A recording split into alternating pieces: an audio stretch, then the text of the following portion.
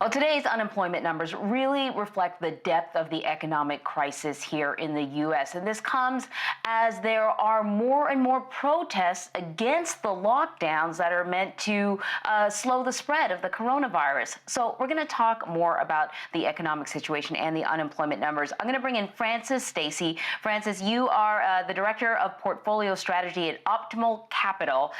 Thank you so much for joining us. So we've heard over and over again as we've seen these unemployment numbers that this may not be the peak because, a lot of people haven't even been able to file for unemployment because the systems in a number of states are kind of messed up.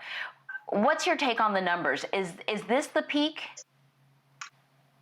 I don't think so, sadly, because I think that there are businesses who are keeping their employees because of the different loans that they're getting and things like that. And then when demand does not pick up and the economy does not turn on like a light switch, I do think that there will be a second wave of unemployment. Will it take out these numbers? That remains to be seen. But just cumulatively, I think it's still going to grow.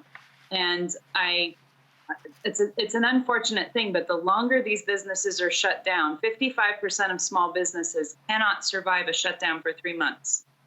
The longer that these businesses are shut down, the more people they're going to have to lay off in order to cut costs, in order to support profit margins, which are suffering from revenue loss.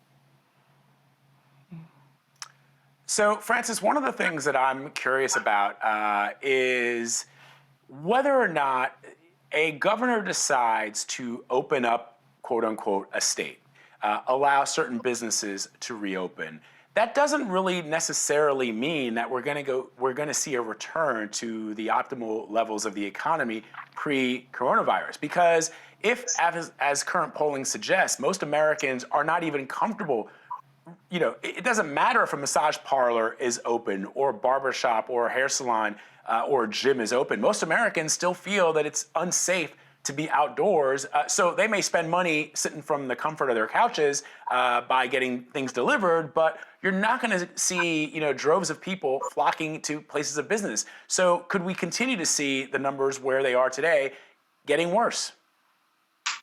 I totally agree with you. I think there is a psychological change that's going to occur that has not yet been anticipated. And so you've got two camps of people saying, okay, this is a blip. It's really horrible. The numbers are priced in. The market's going to continue to go higher.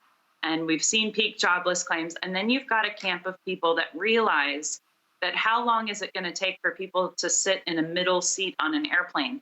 How long is it going to take, as you say, to go to a massage parlor?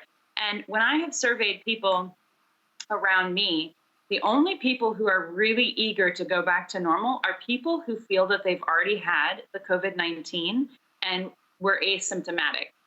And those are the people that have the psychological confidence that life is going to move on and life is going to move forward. Then you move down to the next tier of people and they haven't had it. They don't really know anybody who's had it.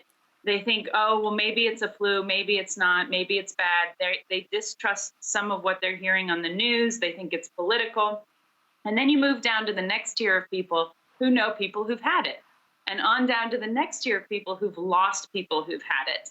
And so you have these different tiers. And I think that when the economy sort of opens back up, depending on the psychological effect of the individual consumer, if you want to break them into 3 or 4 groups, you're going to have a very aggressive consumer that goes out as if everything's fine. I don't know what the percentage is. And then you're going to have these people tier back into a normal life. And it's going to take some time. It's not going to happen overnight. We're not going to turn everything on like a light switch.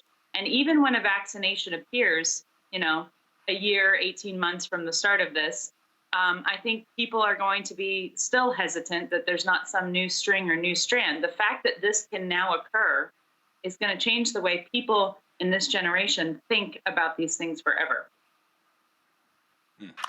There are all sorts of different factors that kind of we consider when we are looking at the health of the economy.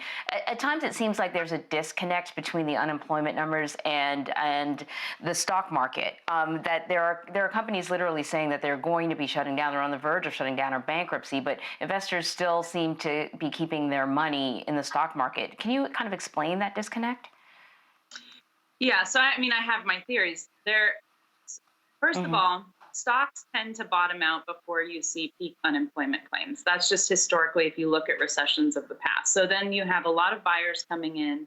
And then the whole thing about markets is what is quote unquote priced in. So you see these horrible numbers, worst ever, worst ever.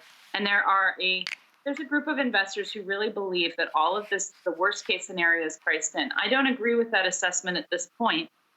The other thing that you have that is kind of unique to this scenario is the exchanges have been closed. And so it's just sort of interesting. I've talked to some traders who say, hey, they're not really going to take this market down again until the exchanges open because they can't talk to each other. They're not live. Things like this occur. These are all theories, but you have market instruments. The Fed did a wonderful thing of backstopping the liquidity so that, when you sell something, a buyer comes in and the money's available. And that's put some confidence in the markets. We've had a record amount of stimulus. That's put some confidence in the market. And now as data is rolling out, you're going from a complete unknown on the data to some data. And just that relief of having some data is going to give some investors confidence. However, to our earlier point, because I don't think the economy is going to turn on like a light switch, I don't think that, say, a different world a year from now is priced into the stock market. So, Francis, as you know, Congress is expected to pass its fourth coronavirus relief bill this week. Democrats are already teeing up a fifth with the main goal to bail out state governments. But Majority Leader Mitch McConnell on the Senate side says states should consider bankruptcy. So if states were to do the latter, how would that affect the U.S. economy as a whole? Well, in my view, we now have four political parties. We have the super far left, we have the super far right, and then we have the moderate right and left. And here's where we're going to see some changes between the moderate right and left, because the moderate right has always been about fiscal responsibility. So you have, I understand what McConnell is saying. He's saying we're looking forward. We're going to have a $3.5 trillion deficit. We're going to have massive debts. We're obviously going to have to raise taxes and pay for that. And that's sort of against what the right believes is right, even just the moderate right. And the left is saying it doesn't matter. People are losing their lives. People are losing their jobs. States are going to go bankrupt.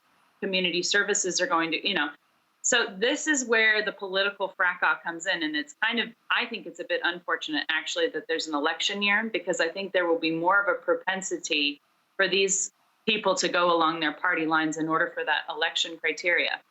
I do think that if states file bankruptcy, it's just going to delay getting them money.